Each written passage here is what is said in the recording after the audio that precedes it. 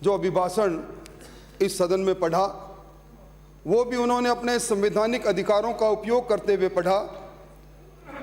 और ये राज्य का ये अभिभाषण इस मौजूदा सरकार, सभापति महोदय, सरकार बनी है 60 महीने के लिए, 26 महीने का कालखंड समाप्ति की ओर है।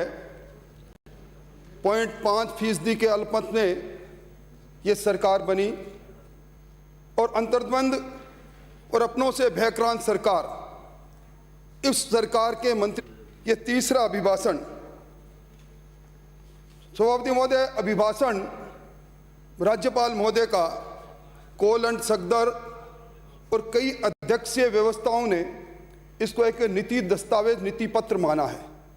अभिभाषण के अंदर मौजूदा सरकार के वर्तमान साल का कार्य का लेखा जोखा और आगामी सरकार की रूपरेखा रेखांकित की जाती है। सभापति महोदय, मैंने इस 40 पृष्ठीय अभिभाषण को पढ़ा। मैंने अभी बागीडोरा और बाड़मेर से आने वाले मान्य सदस्य की प्रस्ताव के समर्थन में दी गई बेतुकी दलील भी सुनी।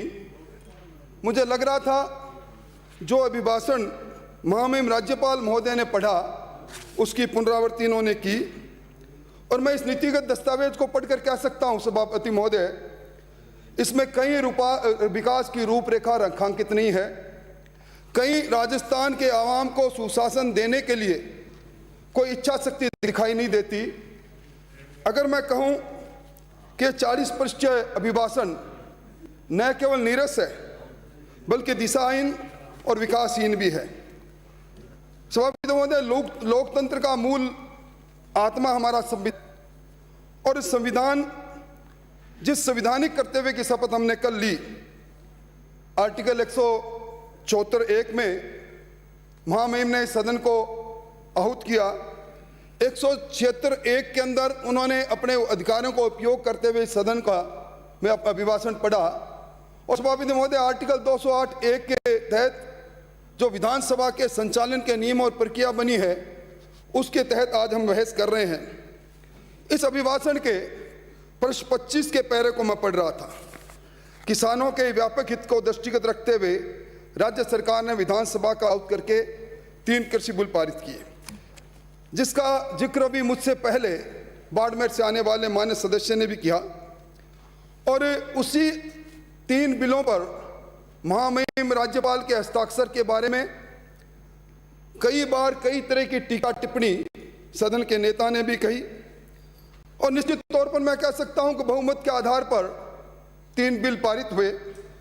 पर सभापति महोदय, हमारे संघ का, हमारे संविधान का मूल ढांचा संघीय ढांचा है और इसमें केंद्र सरकार और राज्य सरकार दोनों को कानून बनाने का अलग अलग अधिकार दिया गया है।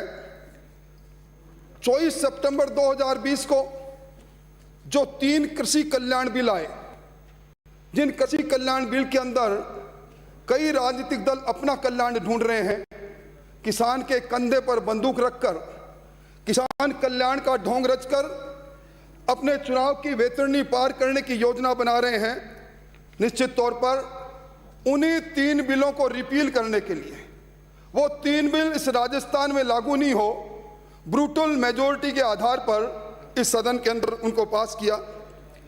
और उसी बिल के बारे में जिसमें आपत्ति दर्ज की महामहिम राज्यपाल महोदय के विचाराधीन में है, उन्हीं के मुख से कहलवा दिया कि हमने ये बिल पास करवाए। सभापति महोदय, संवैधानिक प्रावधान साफ है। आर्टिकल 246 के अंदर 7वीं अनुसूची बनी है, उसमें सेंट्रल लिस्ट है। 97 ऐसे विषय है जिस पर केंद्र सरकार को अधिकार है कि वो अपना कानून बनाए। स्टेट लिस्ट है, उसमें 66 ऐसे विषय है जिस पर राज्य सरकार को अधिकार है। और कंकरेंट लिस्ट में 47 ऐसे विषय हैं जिन पर दोनों सरकार, राज्य सरकार और केंद्र सरकार कानून बना सकती है। ये जिन बिलों को कहते हैं संवैधानिक है, जिन बिलों को लेकर की जा रही है, मैं स्पष्ट करना चाहता हूं सभापति महोदय, कंकरेंट लिस्ट की एंट्री 33 ख और 33 ग और सेंट्रल लिस्ट की एंट्री 42 और 97 में प्रदत्त अधिकारों के आधार पर, संवैधानिक प्रावधानों के आधार पर यह बिल बने। सभापति महोदय, मैं सदन का ध्यान संविधान के आर्टिकल 252(2) की ओर आकर्षित करना चाहता हूं। संविधान का आर्टिकल 252(2) यह कहता है, कंकरेंट लिस्ट के किसी विषय पर अगर विधानमंडल कोई विधि बनाता है और अगर संसद कोई विधि बनाता है तो विधानमंडल द्वारा बनाई गई विधि शून्य होगी और संसद द्वारा बनाई गई विधि ही मान्य होगी। मैं समझता हूं कि इस पैरे में जो उल्लेख किया गया है, अगर विधि वेताओं से इसकी जांच इसके बारे में राय ले लेते तो शायद इसका उल्लेख नहीं करते। सभापति महोदय, इसी 10 फरवरी को लोकसभा के अंदर और 8 फरवरी को राज्यसभा में प्रधानमंत्री जी ने एक बात कही। उन्होंने बड़ी दृढ़ता से कहा, ये तीनों बिल जो केंद्र सरकार ने पारित किए, ये वैकल्पिक बिल है। इन बिलों से एपीएमसी एक्ट के तहत देश में बनी मंडियों की व्यवस्था यथावत जारी रहेगी और एमएसपी की व्यवस्था भी यथावत जारी रहेगी। सभापति महोदय, आपने अभी केंद्र सरकार का बजट जो 2021-22 को रखा, उसमें देखा होगा, पहली बार हिंदुस्तान के अंदर गेहूं की खरीद के लिए 1,75,000 करोड़ का प्रावधान किया गया।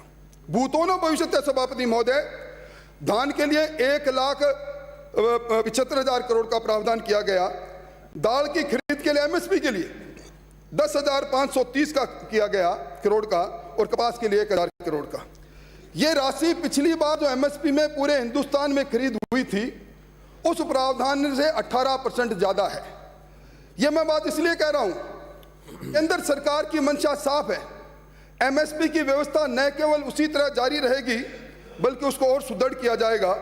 अब कल सदन के, आज भी सदन के कई मान्य सदस्य तैयारी में जुटे हैं।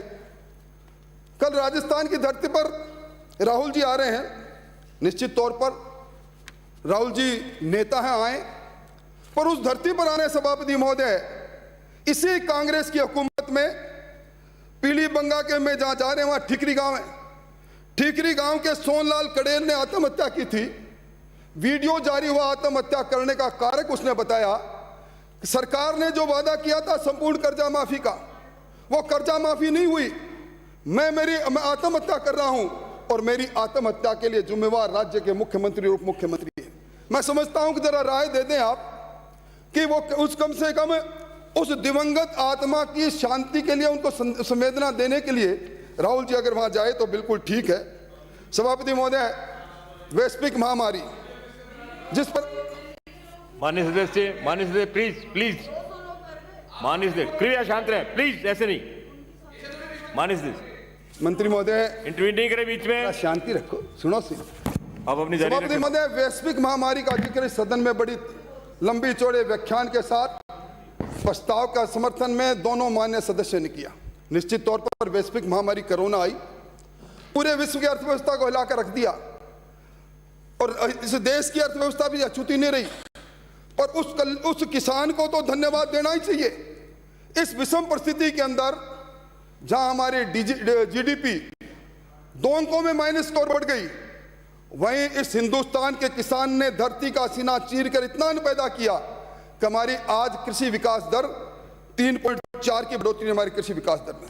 और इसके पीछे कारण भी है कि जो केंद्र सरकार ने किसानों के लिए जो विभिन्न समय के अंदर किसान कल्याण की योजनाएं की, 2022 तक किसान की आमदनी दुगनी करने की परिकल्पना को साकार करने के लिए जो आगे बढ़े, आज उसी का परिणाम है। और मैं निवेदन करूं, इस बार का अगर आप यूनियन बजट देखें सभापति महोदय, भूतो न भविष्यति, 16.5 लाख करोड़ हिंदुस्तान के किसानों को अनुदानित दरों पर उनको ब्याज पर ऋण मिले, इस प्रकार की व्यवस्था 56 इंच सीना वाले हमारे प्रधानमंत्री जी ने की। यही नहीं सभापति महोदय, 7.5 करोड़ रुपए डायरेक्ट बेनिफिट ट्रांसफर टू किसान, चाहे वो प्रधानमंत्री किसान सम्मान निधि की बात हो, चाहे खाद और फर्टिलाइजर में सब्सिडी की बात हो, ये पहले कभी नहीं हुआ। और जिस बात को लेकर सत्ता में बैठे मान्य मंत्रीगण और मुख्यमंत्री जी भाषण देते हैं, मंडी व्यवस्था छिन्न भिन्न हो जाएगी, उसी एपीएमसी एक्ट के तहत गठित मंडियां, उन मंडियों को आधुनिक और आधारभूत पहली बार हिंदुस्तान में एग्रीकल्चर इंफ्रास्ट्रक्चर के नाम से एक नया फंड बनाएगा। अध्यक्ष महोदय, सभापति महोदय, मेरी बड़ी दृढ़ मान्यता है, राजनीतिक चश्मे से किसी कानून की व्याख्या गलत की जा सकती है पर जुटलाया नहीं जा सकता। पर यह विडंबना है, इस हिंदुस्तान की राजनीति में नई संस्कृति प्रारंभ हो गई जब जब देश के प्रधानमंत्री जी ने जिस चुनावी जन घोषणा पत्र के आधार पर उन्होंने मैंडेट लिया, उन बातों पर को कानूनी जमा पहनाना चाहा, तब तक राजनीतिक चश्मे के आधार पर, राजनीतिक विचारधारा के आधार पर उनका विरोध प्रारंभ हो गया। आपको ध्यान होगा सभापति महोदय, 12 दिसंबर 2019 को इस देश में नागरिक संशोधन विधेयक आया। उद्देश्य क्या था? उद्देश्य था जो पड़ोसी मुल्क से लुट-पिट कर आ गए, पाकिस्तान, अफगानिस्तान, बांग्लादेश से धार्मिक आधार पर जो लुट के आया, सभापति महोदय आप तो साक्षी रहे होंगे, 1971 के अंदर इस राजस्थान की सरजमी पर 20 लाख के लोग लगभग लोग आए जो अपना अब सब कुछ छोड़कर जो हिंदुस्तान में आए, आज वो पाक विस्थापित है। उनको नागरिकता देने की बात जब आई तो उन्होंने कहा यह तो अल्पसंख्यकों की नागरिकता लेने का कानून आ गया और शाहीन बाग जैसी घटना इस देश मुल्क के अंदर हुई। यही नहीं सभापति महोदय, 5 अगस्त 2019 को समझ में जम्मू और कश्मीर जिसको मुकुट कहते हैं, वो हमारे पुराने नेताओं की संवैधानिक भूल के कारण से हमारे नक्शे से थोड़ा सा अलग दिखता था। आज 5 अगस्त 2019 को लोकसभा और राज्यसभा में प्रस्ताव पारित करके जो धारा 370 खत्म हुई, 35 से खत्म हुई, और उन्हीं श्यामा प्रसाद जी को श्रद्धांजलि लगी जिन्होंने इसके लिए अपना बलिदान दिया, तो हमारे प्रतिपक्ष के लोगों ने कहा वक्त आ गया कश्मीर, जम्मू कश्मीर में रक्त रंजित क्रांति हो जाएगी। आज क्या हुआ सामने है। अध्यक्ष महोदय, मैं कोई बात को कहकर उत्तेजना पैदा नहीं करना चाहता। सभापति महोदय, 496 वर्ष का लंबा संघर्ष रहा, राम भक्तों के मन में पीड़ा रही, लाखों की कुर्बानी रही राम मंदिर के निर्माण में, और 5 अगस्त को देश के प्रधानमंत्री जी ने राम मंदिर के निर्माण की नींव रखी। मैं याद दिलाना चाहता हूं, 2013 के अंदर सुप्रीम कोर्ट में सेतु समुद्रम प्रोजेक्ट में जो एफिडेविट दिया गया, कपिल सिब्बल जी ने दिया, कहा कि राम सेतु की बात कपोल कल्पित है, राम का अस्तित्व नहीं था।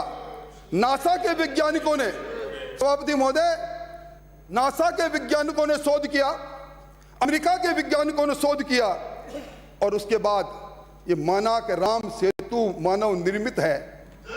और सभापति महोदय, मैं निवेदन करूं, अभी 72वां गणतंत्र दिवस हमने मनाया। मैं इस 72वें गणतंत्र दिवस पर सदन के नेता मुख्यमंत्री जी का भाषण सुन रहा था। यह दिन है शहादत जिन्होंने दी देश के लिए, उनको नमन करने का। पर मुख्यमंत्री जी ने क्या कहा? देश में लोकतंत्र समाप्त हो रहा है, देश में संवैधानिक संस्था कमजोर हो गई, और न्यायपालिका को नहीं छोड़ा। मैं समझता हूं अच्छा रहता, आपको याद आ जाता है एक समय ऐसा था जब इस हिंदुस्तान के अंदर लोकशाही पर राजशाही के बादल मंडराए थे, देश में आपातकाल लगा था। उन 18 महीनों के लिए सारे संवैधानिक अधिकारों को निलंबित कर दिया गया था। और सभापति महोदय, आज वही लोग इस 26 जनवरी को जो मंजर हमने देखा, लाल किले की प्राचीर से देश के स्वाभिमान के प्रतीक झंडे का जिन लोगों ने अपमान किया, उनका समर्थन हम करें। मैं समझता हूं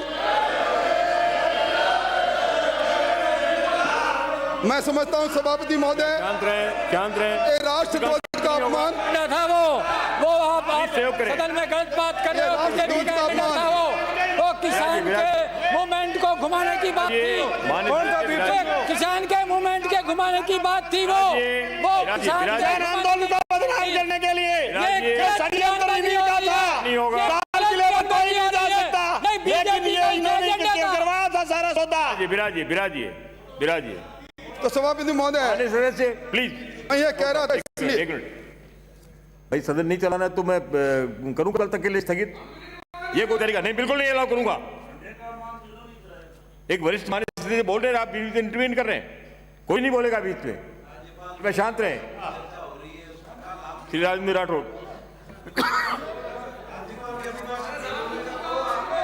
माननीय सदस्य, सभापति महोदय, कृपया आप अपने स्थान पर जाइए, तो फिर साइलेंट रहिए। सभापति महोदय, बैठे बैठे बोलने की गदाल रहे आप अपने में। सभापति महोदय, इस सदन के अंदर कुछ मेरे जैसे शरीफ लोग भी हैं सभापति महोदय। जब उधर से जोर से हैं, अरे कलयुग में पा कलयुग का सभापति महोदय, संयम लोटा जोर से बोले और मैं हिलने लग गया। तो सभापति महोदय मैं कह रहा था कोई न कोई कांड तो है सभापति महोदय। कभी पूर्व पश्चिम उत्तर दक्षिण एक ही पार्टी का शासन था जो आज 3.5 राज्यों में जाकर सिमट गया। सभापति महोदय, मैं इस अभिभाषण के पैरा 65, 66, 67, 68 उनकी ओर ध्यान आकर्षित करना चाहूंगा। राज्यपाल ने सिरमुख से कहला दिया कि प्रदेश में माकूल कानून व्यवस्था है, महिला अत्याचारों पर बड़ा नियंत्रण किया है और अत्याचारियों के विरुद्ध में, अपराधियों के विरुद्ध में त्वरित न्याय हो, उनको सजा मिले, इसका प्रावधान भी किया गया है। यह सही है सभापति महोदय। लोकतांत्रिक पद्धति से चुनी हुई सरकार से आम नागरिक की एक अपेक्षा रहती है, उसे अमन चैन से जिंदगी, सुकून से जिंदगी जीने का उसका अधिकार सुरक्षित रहे। सभापति महोदय, इसी बेहतरी का दावा, कानून की बेहतरी का दावा पिछली सरकार पर आरोप लगाते हुए ये जो जन घोषणा पत्र है, इसके 53 में इन्होंने प्रश्न 35 में इन्होंने कहा पारदर्शी, जवाबदेही, संवेदनशील सरकार आएगी और एक पूर्ववर्ती सरकार की जर्जर कानून व्यवस्था को देखते हुए अपराधों को रोकथाम करने के लिए हम विशेष अभियान चलाएंगे। हाल ही में मंत्री महोदय, दिसंबर में राजस्थान पुलिस का अपराध प्रतिवेदन, एक ऑथेंटिक डॉक्यूमेंट, और दिसंबर 2009 में नेशनल क्राइम रिकॉर्ड ब्यूरो के रिपोर्ट प्रकाशित हुई। आंकड़े चीख चीख कर कहते हैं सभापति महोदय, आम आदमी राजस्थान में, जिम्मेवारी से कह रहा हूं, दहशतगर्दी की जिंदगी जीने को मजबूर है। पुलिस का जो ध्येय वाक्य था, आम जन में विश्वास, अपराधी में भय, आज सुबह आपने देखा जिस प्रकार का मंजर इस सदन में था। अब अपराधियों में विश्वास और आम जन में भय।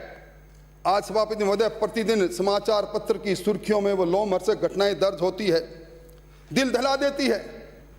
सभापति महोदय, आप जैसे व्यक्ति के जिले में नीम का थाना में दुल्हन की डोली लूटी जाए, बांसवाड़ा के अंदर नाबालिग बच्ची के साथ गैंगरेप हो जाए, सिरोही में जहां से संयम जी आते हैं मासूम बच्ची के साथ बलात्कार और हत्या हो जाए, गंगानगर में सुनसान जगह पर स्कूटी पर बच्ची जा रही है, उसको रोक कर उससे बलात्कार हो जाए, 12 में एक साथ 2 बहनों के साथ बलात्कार हो जाए, सीकर में सभापति महोदय आपके यहाँ 8वीं कक्षा में पढ़ने वाली, मुझे बताया उस दिन आपका पूरे दिन, इस घटना के बाद एक संवेदनशील प्रतिनिधि के मन में आप में कितनी तकलीफ हुई।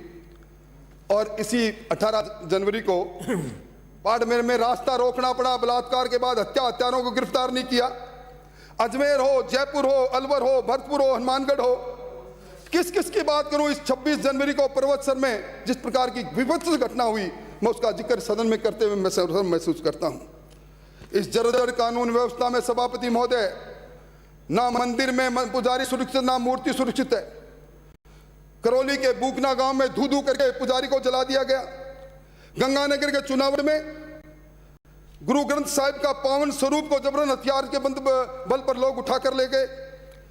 आपने पढ़ा होगा सभापति महोदय, इसी 10 दिन के अंदर इस जयपुर में जैन मंदिरों में, मालवीय नगर, फागी, किशन पोल के अंदर चोरियां।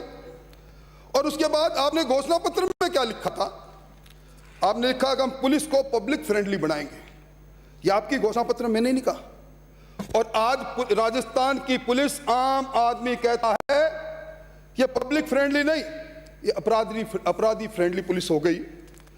सभापति महोदय, आप गांव से पधारे, गांव की चौपाल हमारे सामाजिक जीवन का अंग है।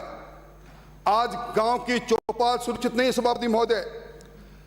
आज मेरे गृह जिले के अंदर, मैंने आज सुबह भी उसकी बात करनी चाहिए, हमीरवास थाने के अंदर जो ढाणी मौजी है, उसकी घटना देखता हूं तो पुरानी फिल्में याद आती है साउथ की।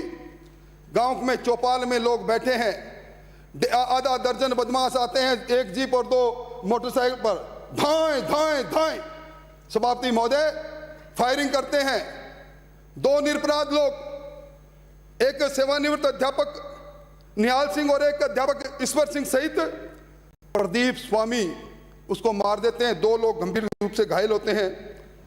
कितने दुर्दांत है ये अपराधी। भागते हैं, एक अपराधी पीछे रह जाता है, एक मोटरसाइकिल स्टार्ट नहीं होती।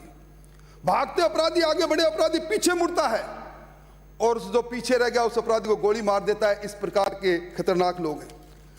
आज जेलों के अंदर सभापति महोदय शेखावाटी में गैंग चल रही है। आज आज आज अपराधी जेलों में बैठे गैंगों का संचालन कर रही है। आज ये जो मैं घटना बता रहा हूं, 3 वर्ष पहले अजय जैतपुरा की भरे अदालत में हत्या हुई थी। एकमात्र चश्मदीद गवाह था प्रदीप स्वामी। अभी 15 दिन बाद गवाही देने वाले था, समन किया हुआ, गवाह दे नहीं पाए, इसलिए उसको गोली से उड़ा दिया गया। सभापति महोदय, मुझे आश्चर्य है, दिसंबर 2003 गनमैन दे रखे थे और उसको जब जान का खतरा था तो पहले गनमैन दिए और फिर उस पर भी एक हत्या का मामला था प्रदीप स्वामी पर, एक अमीरबाज के अंदर हत्या में। सभापति महोदय, इसकी पुलिस तलाश करती है, 5000 का इनामी इसको 3 दिसंबर 2020 को इनाम घोषित करती है और उसके बाद 8 जनवरी को इसकी सुरक्षा वापस लेती है। पुलिस का इनाम घोषित करने से पहले कहती है हमें मिल नहीं रहा। उसकी पत्नी सुरभि बीडीसी में पंचायत समिति का चुनाव लड़ती है, निर्दलीय जीतती है और ये स्टार प्रचारक बनकर प्रचार करते हैं। पुलिस की व्यवस्था देखिए, 5000 के इनामी को पुलिस नहीं ढूंढ पाई और गैंगस्टर आते हैं पंजाब और हरियाणा से, धू कर गोलियां चलाकर मार के चले जाते हैं। इस प्रकार की कानून व्यवस्था मैं समझता हूं हमारे सब के लिए बड़ा चिंता के विषय है। आपने घोषणा पत्र में 35 नंबर पर प्रश्न 35 में एक और घोषणा की, पुलिस के सम्मान और स्वाभिमान की रक्षा के लिए हम उनके कल्याण हेतु पुलिस कल्याण बोर्ड बनाएंगे। ये पुलिस कल्याण बोर्ड तो कहाँ चला गया, पर इस बार पुलिस ने पिटाई का रिकॉर्ड जरूर बना दिया। मैं जुम्बारी से कह रहा हूं सदन के अंदर, हर सप्ताह इस राजस्थान में 2 जगह पर पुलिस की पिटाई हो रही है। धौलपुर में हेड कांस्टेबल को पिटाई भी की और गोली भी मार दी। अभी करगनी इलाके के अंदर, जयपुर के अंदर पुलिस डीजे बंद कराने चली गई, लोगों ने मार के पुलिस को भगा दिया। बोली के अंदर पुलिस माफिया ने एसडीएम बद्रीनारायण की उपस्थिति में उसको भी ठोका और पुलिस को भी ठोका। टोडा राय सिंह अंदर ट्रॉली जब्त कर ली उन्होंने, पुलिस को पीट कर बदमाश बजरी की भरी टोली ले गई। मैं समझता हूं यही सम्मान और पुलिस का इकबाल जितना इस वक्त टूटा है कभी नहीं टूटा। और सभापति महोदय, आज जेल पनाह गाह हो रहे हैं, ऐसगाह हो रहे हैं इन अपराधियों के लिए। मैं जुम्बारी से कह सकता हूं, राजस्थान के मुख्यमंत्री राजस्थान के गृह मंत्री है, इसकी जानकारी किसी को हो या नहीं हो, पर इस राजस्थान के चप्पे चप्पे पर लॉरेंस बिश्नोई कौन है, राजू ठेठ की कौन सी गैंग चल रही है, संपत नेहरा की कौन सी गैंग चल रही है, आनंद पाल के गुर्गे क्या कौन है, ये पांड्या की गैंग क्या कर रही है। सोशल मीडिया पर गैंगस्टर वहां से पोस्ट जारी करें, मोबाइल से सोशल मीडिया पर धमकी भरी रंगदारी के लिए उसका इस्तेमाल करें। यह कानून व्यवस्था जिसका जिक्र आपने राज्यपाल महोदय के अभिभाषण में किया वो साफ है। सभापति महोदय, इसी 31 दिसंबर को पुलिस के मुख्य डीजीपी ने एक प्रेस कॉन्फ्रेंस की और कहा बड़ी माकूल कानून व्यवस्था है।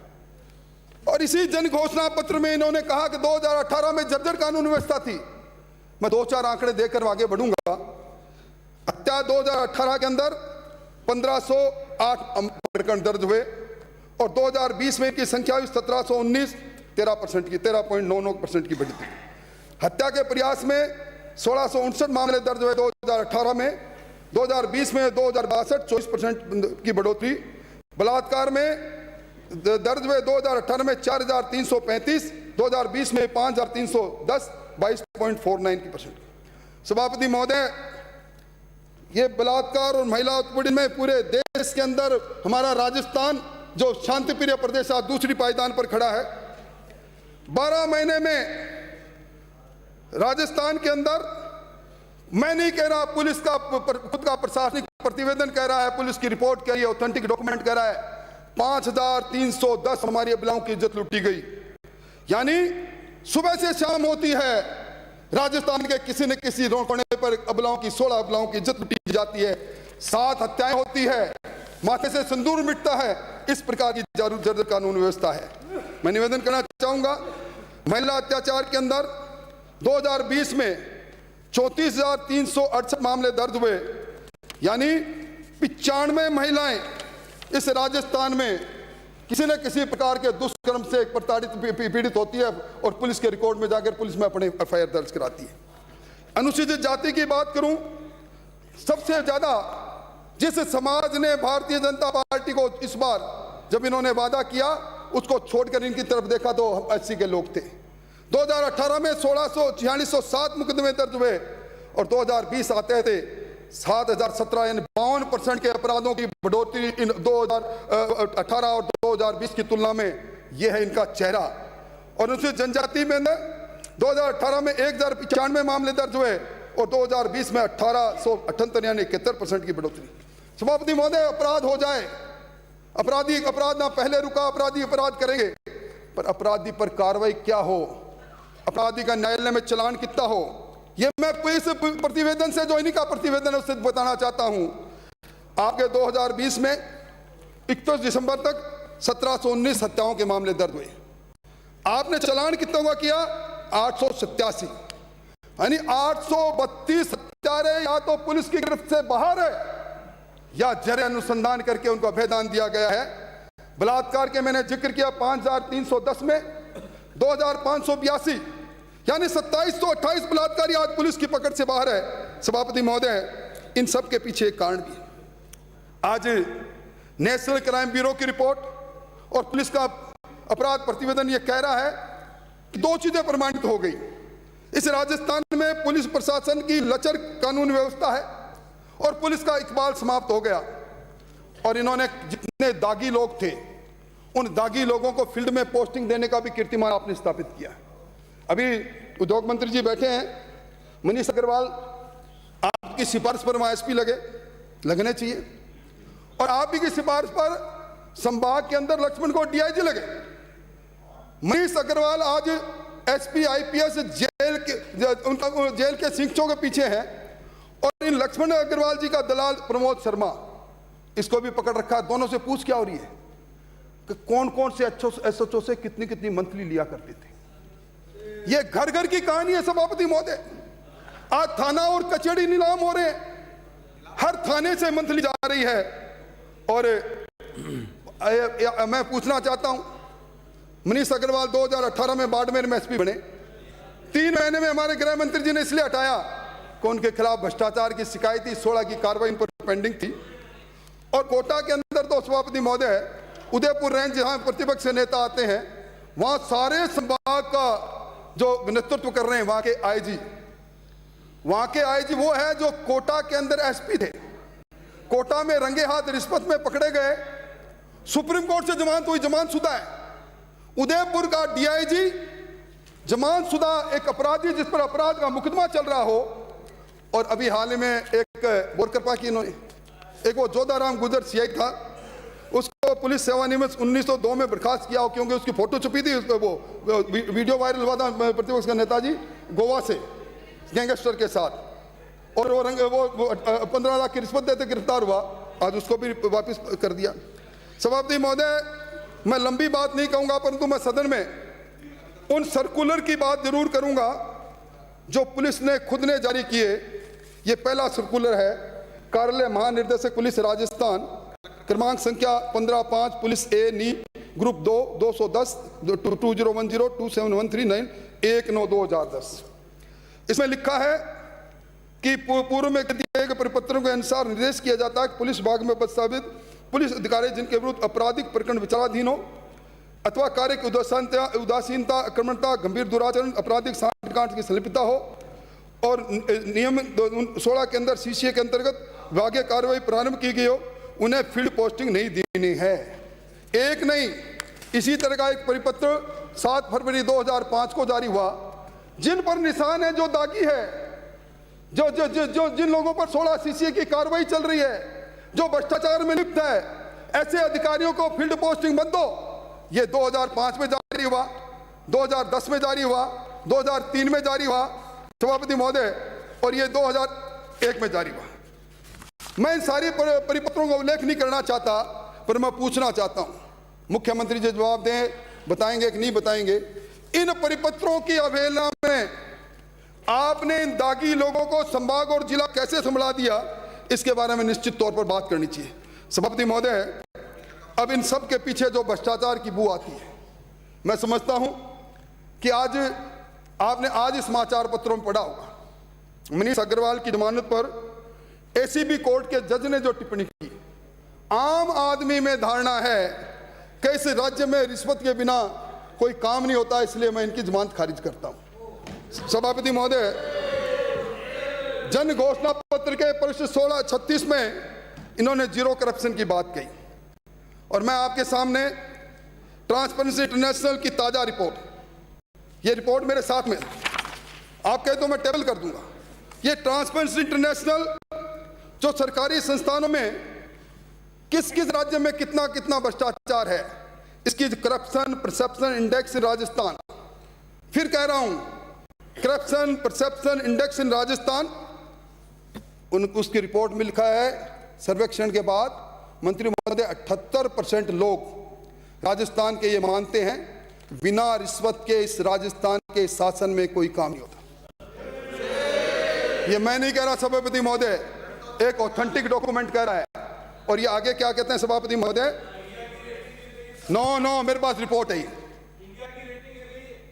माननीय सदस्य, सभापति महोदय 54% लोगों ने सर्वेक्षण में कहा कि हमने अपना काम रिश्वत दे के कराया है। मैं पूछना चाहता हूं, आपने घोषणा पत्र में कहा था ना कम जवाबदेही कानून लाएंगे, क्यों परहेज कर रहे हैं उससे? और सभापति महोदय, लोकायुक्त एक संस्था है जिसमें मंत्री हो चाहे संतरी हो, उच्च पदस्थ पर बैठे लोगों की शिकायत है। पूछना चाहता हूं, आप तो बड़े जीरो करप्शन की बात कर रहे थे, ये कारण बताओ, आज 23 महीने से लोकायुक्त उप लोकायुक्त का पद क्यों खाली है? इस 23 महीने में 4700 परिवाद आए हैं। परिवाद कोई मेरे लिए नहीं, परिवाद उन लोगों ने दिया है जो उच्च पदस्थ लोगों पर भ्रष्टाचार की शिकायत कर रहे हैं। वारे सरकार, तेरे 2 साल बड़े बेमिसाल, मेरी समझ में नहीं आई। सभापति महोदय, इस अभिभाषण के पैरा 93, 94 और 95 में बेरोजगारों को रोजगार देने और नौकरी देने की बड़ी बात कही गई है। मैं निवेदन करना चाहूं कि राजस्थान के अंदर निश्चित तौर पर सत्ता परिवर्तन में जो 0.5% के कम मतों से सत्ता मिली, उसमें बेरोजगार का बड़ा, उसने वो जब ये कहा कि तेरे को 3500 रुपए मिल जाएंगे, 10+2 पास होना चाहिए, ऑनलाइन जाकर तेरा एम्प्लॉयमेंट एक्सचेंज में नाम होना चाहिए। सभापति महोदय, centre for monitoring India economy, उसकी रिपोर्ट में लेकर आएंगे, मैं बिना उसके कोई बात नहीं कहना चाहता। सभापति महोदय, उस समय 22 लाख लोग ऐसे थे जो 3500 रुपए भत्ते के हकदार थे, आप कितनों को दे रहे हैं? अब तो आपने पिछले महीने सितंबर में आंकड़ा मेरे पास है 6200 कुछ का है, और आज सभापति महोदय अभी सितंबर की मेरे पास रिपोर्ट है, उसके बाद रिपोर्ट में मैं निकाल नहीं पाया, उसमें centre for monitoring India economy ने कहा देश में सर्वाधिक बेरोजगारी है 28%, यूपी के बाद दूसरे नंबर पर राजस्थान है। राजस्थान के बेरोजगारों को रोजगार का सपना देने वाले सरकार का ये असली चेहरा है। सभापति महोदय, जब माफियों को पनपने का मौका मिलता है तो हर क्षेत्र में माफिया, आप आजकल इस राजस्थान के अंदर ब्याज माफिया और सूदखोर माफिया, ये माफिया शहर के अंदर बजरी माफियों से भी बड़ा खतरनाक माफिया, ब्याज माफिया, सूदखोर माफिया। सभापति महोदय, ये बड़ा, इनका जाल बड़ा मजबूती से फैल रहा है। आज आवश्यकता पड़ने पर पैसों की आवश्यकता होती है तो पहले उससे चेक खाली ले लेते हैं, स्टाम्प पर दस्तखत करा लेते हैं, फिर भारी ब्याज की दर पर उसको रकम उधार देते हैं, रकम नहीं चुकाई तो चेक भरकर और 138 नेगोशिएबल इंस्ट्रूमेंट एक्ट 1880 के तहत मुकदमा दर्ज हो जाता है। आप तो खुद वकील फर्म में विराजे हैं। खाली स्टाम्प पर उसकी संपत्ति निकली जाती है। सभापति महोदय, एक बात नहीं, मुझे अफसोस इस बात का है, इनसे त्रस्त होकर सामूहिक आत्महत्या का एक दौर प्रारंभ हो गया। सभापति महोदय, कितनी पीड़ा होती है। इसी 7 जनवरी को एक सब्जी बेचने वाला गिरिराज मीणा, उस ब्याज माफियों ने उसको कहा पैसे दे, घबराकर उसने पहले अपनी पत्नी को मारा, 2 बच्चों की हत्या की और फिर फांसी पर लटक गया। सभापति महोदय, आपके इलाके के अंदर खंडेला में एक सुखदेव शर्मा का किस्सा श्रीमान को पता होगा। जोबनेर के अंदर उनका लड़का थानेदार है। सुखदेव शर्मा ने सूदखोरों से पैसा ले लिया, सूदखोरों ने धमकी दी, सुसाइड नोट लिखकर गया। आज तक कोई कार्रवाई नहीं, आत्महत्या कर ली सूदखोरों के लिए। राजधानी के अंदर यशवंत सोनी अपने 3 बच्चों के साथ, पत्नी, लड़का अजीत, भारत और खुद सामूहिक फांसी पर लटक के सुसाइड नोट लिख करके। मैंने ये बात इसलिए कहा मंत्री महोदय, ये आज की बात नहीं है। राजस्थान में Rajasthan money lenders act 1963, Rajasthan साहूकारी अधिनियम 1963 है सभापति महोदय, लागू है, पर सरकार नहीं लागू कर रही इसको। उसके सेक्शन 7 में लिखा है कि आपको अगर किसी को ब्याज देना लेना है और अगर आपको साहूकारी का काम करना तो सेक्शन 7 में लाइसेंस लो, हर साल उसको नवीनीकरण कराओ। सेक्शन 22 में अगर लाइसेंस में जो शर्तें हैं उसका उल्लंघन किया तो सजा का प्रावधान है। सेक्शन 27 में कहा मूल से ज्यादा ब्याज नहीं ले सकते आप, और सेक्शन 29 के अंदर ब्याज की दरें सरकार निर्धारित करेंगे, हर साल इसका प्रावधान है। मैं सरकार से मांग करता हूं इन सूदखोरों पर, ब्याजखोरों पर अंकुश लगाने के लिए। ये जो मैंने कहा आपको राजस्थान साहूकारी अधिनियम, इसमें रूल 48 है। रूल 48 में नियम बनाओ मंत्री महोदय, राजस्थान को बचाओ आप। निश्चित तौर पर मैं समझता हूं बहुत बड़ा काम होगा। सभापति महोदय, अभी मैं निवेदन कर रहा हूं, आज मैं पढ़ रहा था अखबार में, इन्होंने कहा जो क्रेडिट सोसाइटियां हैं उनकी फॉरेंसिक ऑडिट करवाएगी सरकार। मतलब पैसा उन्होंने किस रूट से लिया। ये आदर्श क्रेडिट सोसाइटी, इस आदर्श क्रेडिट सोसाइटी ने 20,000 रुपये 20 लाख लोगों की खा गई।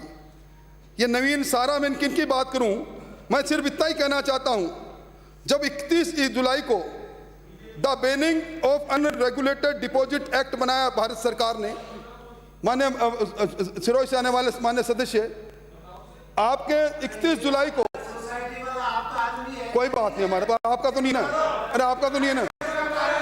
विराजिए माननीय सदस्य, विराजिए प्लीज, प्लीज विराजिए। सभापति महोदय, मैं सिर्फ इतना सी बात कह रहा हूं, भारत सरकार ने कानून बनाया the banning of unregistered deposit act regulated act, और उसमें 44 धाराएं हैं। उस एक्ट को गुजरात, महाराष्ट्र, तमिलनाडु, बिहार की सरकार ने बना लिया। हमारी सरकार को क्या करना था, सेक्शन 38 में नियम बनाने थे। मतलब कहना कुछ और करना कुछ। सभापति महोदय, एक मैं निवेदन करना चाहूंगा, यहां किसान कर्जे की बड़ी बात हो रही है। कोई ऐसा इस अभिभाषण में भी किसान की बहबूदी, किसान के कर्जे की बात, कोई ऐसा दिन नहीं गया जब किसान कर्जे को लेकर मुख्यमंत्री जी और बाकी मंत्रीगणों ने भाषण नहीं दिया होगा। और मैं समझता हूं सभापति महोदय, अभी कल ही राहुल बाबा आ रहे हैं, फिर किसान कर्जे की बात चलेगी। मैं निवेदन करना चाहूंगा, जब आपने कहा किसान कर्जा माफ करेंगे, तब 31 मार्च 2018 तक किसान का कुल कर्जा राजस्थान में था 99,996 करोड़ रुपए, और आपने 6,000 करोड़ माफ किया। चलो ऊंट के मुंह में जीरा। पर मैं निवेदन करूं कि आपने सहकारी बैंक का कर्जा माफ किया, पर नेशनल बैंक, शेड्यूल बैंक और आरआरबी बैंक जिन्होंने ऋण ले लिया 7% पर, और एक सदभावी किसान जिसने पैसा ले लिया, पैसा समय पर चुका दिया। ये सदन है जो अब आज चर्चा कर रहा है राज्यपाल महोदय के अभिभाषण पर। इसकी एक सैंक्टिटी है, इसकी एक पवित्रता है। इसी सदन में पिछली बार राज्यपाल महोदय के अभिभाषण का प्रत्युत्तर देते हुए सदन के नेता ने जो कहा, मैं पढ़ना चाहता हूं। तारीख है 23 जनवरी 2019। सदन के नेता बोलते हैं, भूमि विकास बैंक और सीसी बैंक में जो अवधि पार कृषक हैं, लघु और सीमांत, उनके भी समस्त ऋण माफ किए जाएंगे। यह मैं घोषणा करना चाहता हूं। इसके कारण से 80,000 हेक्टेयर 4 लाख बीघा कृषि भूमि गिरवी रखी व मुक्त होगी। आगे सुने, नेशनलाइज बैंक, शेड्यूल बैंक और आरआरबी ग्रामीण बैंकों में जो एनपीए की मैंने घोषणा कर रखी है, पहले जो डिफॉल्टर है उनके बारे में हमने घोषणा की थी, उनके 2 लाख रुपए तक के कर्जे माफ होंगे। इसको लेकर हमने बैंकों से बातचीत शुरू कर दी है। जिस प्रकार उद्यमियों के व्यापार के वन टाइम सेटलमेंट करते हैं, ओटीएस उसी में ओटीएस के माध्यम से हम सेटलमेंट करेंगे, जिनमें किसान जो भी है 2 लाख तक का कर्जा माफ हो सके। प्रधानमंत्री जी को हमने पत्र लिखा है, आप समय आकर कर्जा माफ करें। हम इसका इंतजार नहीं करेंगे। क्या करेंगे मुख्यमंत्री जी? हम इसका इंतजार नहीं करेंगे। मैं वादा करता हूं कि हमारी सरकार ऐसे किसानों का पूरा कर्जा माफ करेगी।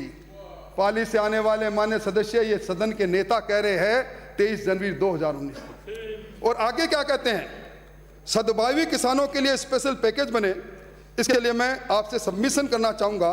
कर्नाटक, महाराष्ट्र, तेलंगाना, झारखंड, उड़ीसा, गुजरात, पंजाब इत्यादि में जो गुड बरोबर है, जो टाइम पर चुकाते हैं, उनके लिए स्कीम बनी है। मैं आपको आश्वासन देता हूं, इन तमाम राज्यों की स्टडी करके इन सबसे अच्छी योजना, स्पेशल योजना बनाएंगे, और जिस योजना के आधार पर हम ऐसे किसानों को भी राहत दे सकें। ये मैंने नहीं कहा, ये ऑथेंटिक डॉक्यूमेंट कह रहा है जो रिकॉर्ड पर है। अब हो क्या रहा है? Nationalise bank, schedule bank, RRB bank से जिस किसान ने कर्जा लिया उसको 0 इंटरेस्ट पर नहीं, उसको 7.5% से 11% तक उसको ब्याज देना पड़ता है। उस किसान ने पैसा चुकाया नहीं सभापति महोदय। आज वो किसान ब्लैक लिस्टेड हो गया, कोलेटरल मॉर्गेज पर रखी उसकी जमीनें नीलाम हो रही है। और मुख्यमंत्री जी पत्र लिखो, ये खेल खेल रहे हैं। साफ क्यों नहीं कह देते हम इन किसानों का कर्जा माफ नहीं कर पाएंगे? 22 लाख किसान है, 1-2 किसान नहीं है। मैं समझता हूं इतना बड़ा अन्याय क्या होगा। और ये स्पेशल स्कीम बनाने की बात करें गुड बरोबर के लिए, इसका मैं समझता हूं कि आपने कह दिया कि हमने स्टेट के लिए अध्ययन कब पूरा होगा। इस अध्ययन में मेरे समझता हूं, आज मेरे मित्र हैं नहीं, अध्ययन करने का रिकॉर्ड भी हमने खूब बनाया है। एक ही क्लास में कई वर्ष अध्ययन किया है। शायद उसी तर्ज पर यह सरकार कितने वर्ष अध्ययन करेगी। मैं समझता हूं कि कम से कम महात्मा गांधी के लिए तो मत करो चिंता, पर राहुल जी के लिए चिंता मत करो, उनका इन गांधी जी के लिए करो जो कल आ रहे हैं, कहते कुछ और करते कुछ हैं। सभापति महोदय, अब एक ध्येय वाक्य सरकार का जो है उसकी ओर ध्यान आकर्षित करना चाहूंगा। सभापति महोदय, सरकार हमेशा कहते हैं 5 साल तक बिजली की दरों में बढ़ोतरी नहीं करेंगे। सभापति महोदय, मैं इसी फरवरी 2020 से नवंबर 2020 तक की जो विद्युत कंपनियां हैं, उन्होंने 3 बार दर बढ़ाई है। कभी टैरिफ के नाम पर, कभी फ्यूल चार्ज के नाम पर, कभी फिक्स चार्ज के नाम पर, कभी एडिशनल सिक्योरिटी के नाम पर, और कभी अडानी जी का बड़ा नाम लेते हैं। अडानी का जजिया कर मैंने लगाया है। ये 2700 करोड़ रुपए, कुल 5400 करोड़ रुपए, 5 पैसे हर राजस्थान का 1 करोड़ 52 लाख उपभोक्ता दे रहा है। अब क्यों नहीं बोलते? आप तो आरोप लगाते हो ना अडानी जी का नाम लेकर कई बार। ये जजिया कर भी आज राजस्थान का उपभोक्ता इसको पैसा दे रहा है। सभापति महोदय, मैं निवेदन करूं, इन्होंने वादा क्या किया। एक मैं देख रहा था इसी अभिभाषण में, इन्होंने कहा कि विद्युत क्षमता अर्जित करके 24,996 हम विद्युत दृष्टि से आत्मनिर्भर हो गए। बड़ी अच्छी बात है। मैं पूछना चाहता हूं, उत्तर दे तो, कि आप विद्युत दृष्टि से आत्मनिर्भर हो गए। पिछले 2 वर्षों में औसतन हर वर्ष, सभापति महोदय मेरा आंकड़ा लिखना, 18,246 मिलियन यूनिट बिजली आपने प्राइवेट कंपनियों से खरीदी, निजी बिजली उत्पादककर्ता से खरीदी। और रेट का क्या? ₹2.71 से लेकर ₹4.70। ये चांदी कूटने का काम है कुंभलगढ़ से आने वाले मान्य सदस्य से, दूसरा कोई काम नहीं है। और आज महाराष्ट्र के बाद में राजस्थान में सर्वाधिक महंगी घरेलू बिजली है तो राजस्थान में है। आपने फरवरी 2020 में नियामक आयोग में पिटीशन लगाकर 14% दरों को बढ़ाया। आपके प्रति यूनिट औसतन 95 पैसे प्रति यूनिट बढ़ा दिया आपने, और फिक्स चार्ज में ₹1.15 बढ़ा दिया। सभापति महोदय, वेरिएबल कॉस्ट के नाम पर फ्यूल चार्ज, और फ्यूल चार्ज को आपने 28 पैसे प्रति यूनिट से बढ़ाकर 98 पैसे प्रति यूनिट कर दिया। मैं समझता हूं जब कोरोना की वैश्विक महामारी से त्रस्त व्यापारी फिक्स चार्ज को खत्म करने की मांग कर रहे थे, आपने किया क्या? एडिशनल सिक्योरिटी के नाम पर 2 महीनों के बराबर एडिशनल सिक्योरिटी दें। सिरोही से आने वाले मान्य सदस्य, आप ही सुन सकते हो, बाकी तो सुने नहीं कोई। 42,25,000 उपभोक्ताओं को नोटिस दे दिया, और 750 रुपए कम से कम, और 20,000 तक की राशि। आज मैं आपको निवेदन करूं, कितना पैसा ले रहे हो आप? आज प्रदेश में उपभोक्ता पर टैरिफ के अलावा इलेक्ट्रिसिटी ड्यूटी पर 40 पैसे प्रति यूनिट, फ्यूल चार्ज पर 58 पैसे प्रति यूनिट, माननीय सदस्य पानी चार्ज पर सभापति महोदय मेरा समय है, बहुत बोल दिए। अडानी चार्ज के नाम पर 5 पैसे प्रति यूनिट, अर्बन सेस के नाम पर 15 पैसे प्रति यूनिट और जल संरक्षण उपकर के नाम पर 10 पैसे। यानी आज अगर प्रति यूनिट उपभोक्ता 9 रुपये से 13 रुपये बिजली के देता है, ये आपका असली चेहरा है। अभी आपने बहुत बड़ी बात कही और इसी के अंदर भी लिखा पेट्रोल और डीजल 134 पैरा, समाप्त करें, बहुत बोल दिए। ये तो खत्म कर दूं सभापति महोदय, मेरा टाइम तो थोड़ा सा और था। सभापति महोदय, पेट्रोल और डीजल इस पर 134 नंबर पैरा पर इन्होंने महामहिम राज्यपाल के से मुंह से कहलवाया कि उन्होंने 2% टैक्स कम कर दिया। बड़ी पीठ तो भाई खूब, पर यह साथ में कह दिया कि केंद्र सरकार ने एक्साइज ड्यूटी में डिविजिबल पूल से जो राशि थी उसको कम करके, बेसिक एक्साइज ड्यूटी इसको कम करके और जो राज्यों का हिस्सा था उसको कम कर दिया। मैं पहली बार देख रहा हूं कोई राज्य ये मांग करे, केंद्र सरकार ने excise duty, special excise duty, basic excise duty में जो कमी कर दी, उसके अंदर डिविजिबल पूल में इसको बढ़ाओ ताकि पैसा हमारे पास आए। मैं समझता हूं जन घोषणा पत्र में जिस अदा से आपने घोषणा की थी, जीएसटी काउंसिल में जाकर हम पेट्रोल और डीजल को जीएसटी के दायरे में ले आए। शांति जी आधा दर्जन जीएसटी काउंसिल की मीटिंग में गए, एक बार भी इन्होंने अशांति की हो तो बताओ, एक बार भी एक शब्द बोले हो तो बताओ। सभापति महोदय, 9 सितंबर 2018 को तत्कालीन भाजपा सरकार ने 4% डीजल में, समाप्त करें, इसको तो बोलने दो सभापति में, 4% डीजल पर और 4% पेट्रोल पर पैसा कम किया। 18% वेट था डीजल पर और 26% वेट था पेट्रोल पर। आप शासन में आए 5 जुलाई को, आते ही आपने 4% बढ़ाया डीजल पर वेट और 4% बढ़ाया आपने पेट्रोल पर। डीजल का बढ़ाकर आपने 22 पैसे कर दिया और पेट्रोल को बढ़ाकर 30 पैसे कर दिया। यही नहीं, रोड टैक्स जो लगता है 1 रुपया 75 पैसे, उसको भी आपने वेट के दायरे में लेकर 54 पैसे डीजल पर और 45 पैसे पेट्रोल पर बढ़ा दिया।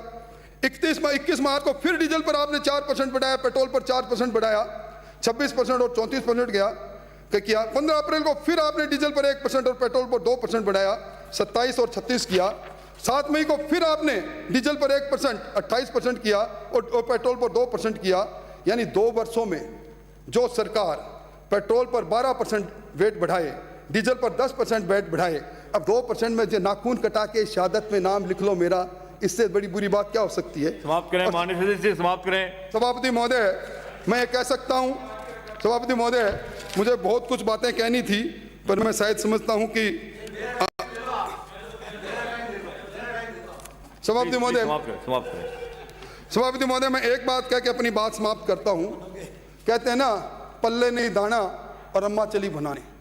ये सरकार आर्थिक आपातकाल की ओर बढ़ चुकी है। सभापति महोदय, मैं निवेदन करूं कि ये जो अभी आयोजना सचिव थे सिद्धार्थ महाजन, इनका बयान था, राज्य का total tax revenue, non tax और टैक्स दोनों मिलाकर उससे 108% ज्यादा तो इनको पेंशन, सैलरी और जो इन्होंने कर्जा लिया उसके ब्याज अदायगी में दी जाती है।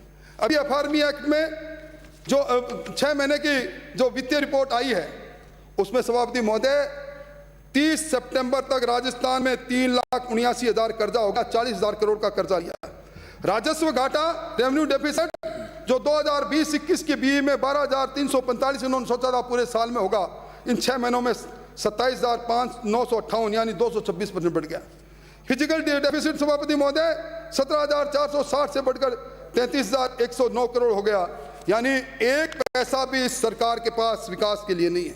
इसीलिए मेरा सरकार पर आरोप है, आपने जो वार्षिक योजना बनाई थी, आप नया बजट ला रहे हो 24 में। मैं पूछना चाहता हूं, आपकी 1,16,000 करोड़ की वार्षिक योजना में आपने कितनी वार्षिक योजना पूरी की? इसलिए सभापति महोदय, जिस सरकार में कानून व्यवस्था महफूज नहीं हो, जिस सरकार में विकास नहीं हो, और मैं समझता हूं कि जिस प्रकार का महिमा मंडन, अपने नेता का महिमा मंडन करने के लिए गिरदावरी गाई गई, ये निराशाजनक बजट, निराशाजनक राज्यपाल महोदय का अभिभाषण इस राजस्थान को गर्त में ले जाएगा। और मैं निवेदन करना चाहूंगा, किसान के कंधे पर बंदूक रखकर कांग्रेस का लाभ लेने वाले मंसूबे भूल जाना। हिंदू राजस्थान का किसान जाग चुका है। आज राजस्थान के में आम आवाम आपकी असर समझ चुका है और निश्चित तौर पर आने वाले समय में वोट की चोट से आपको सीधा करेगा। मैं इस अभिभाषण का पुरजोर विरोध करता हूं। धन्यवाद। पुखराज गर्ग।